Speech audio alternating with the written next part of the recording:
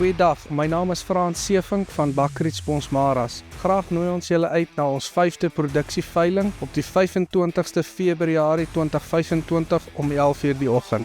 Die veiling word aangebied by die Tlaggamin veilingskrale. Op aanbod vanjaar het ons 25 bulle as ook 120 vroulike diere in verskillende produksiestadia.